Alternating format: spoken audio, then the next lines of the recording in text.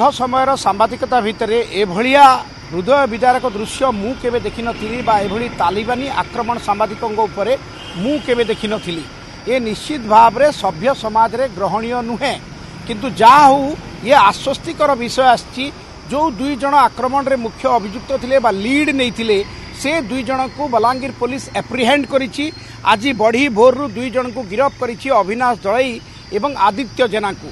किंतु एबे भी जी मास्टरमाइंड जी ब्रेन बिहाइंड गजेंद्र दलाई जे ठिकादार तांको एबे भी बलांगीर पुलिस रो विभिन्न जगार टीम खोजुची, जहाँ सूचना देइछंती उत्तरांचल आईजी हिमांशु लाल।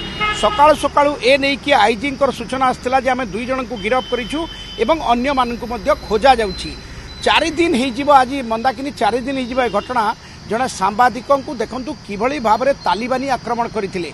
हाँ, बाघ वितंडा हुए, बचसा हुए, आमे माने मध्य विभिन्न जगह खबर करिया गले तर्क वितर्क होता है, विरोध प्रतिरोध होता है, किंतु एभली हाथ गोड़ बांधिकी माड़ मारिबा, घंटाए धरिकी माड़ मारिबा परे 2 घंटा धरिकी गाँ मुंड गोठरे हाथ गोड़ बांधिकी फिंगी देवा, आउ 2 घंटा पर सांबादिक उद्धार होला परे ताकू पुणी गाँ मंदिर रे राण पकाइबा जे ए घटना प्रघट कले तोर जीवन प्रति विपद अछि।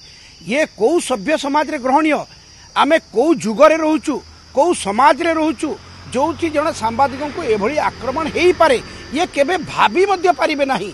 किंतु जहाँ पूरा डह डह भिजुआल रे जना पड़ुची जे किभली भाबरे कंगारू कोर्ट बसतिला, कंगारू कोर्ट रे डिसीजन ऑन द स्पॉट हेतिला, फैसला ऑन द स्पॉट हेतिला एवं मुहरे जोता पिंधिकी गोईटा मारिबार भिजुआल निश्चित भाबरे हृदय विदारक।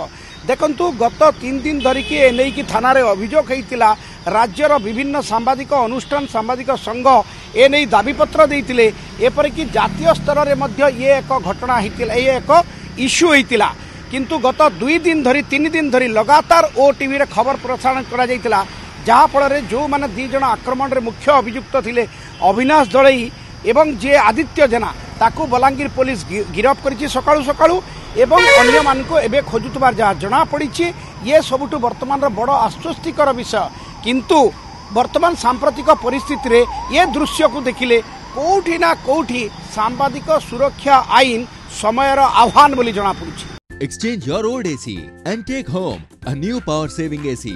Save up to ₹10,000. Patro Electronics, Odisha's largest AC seller.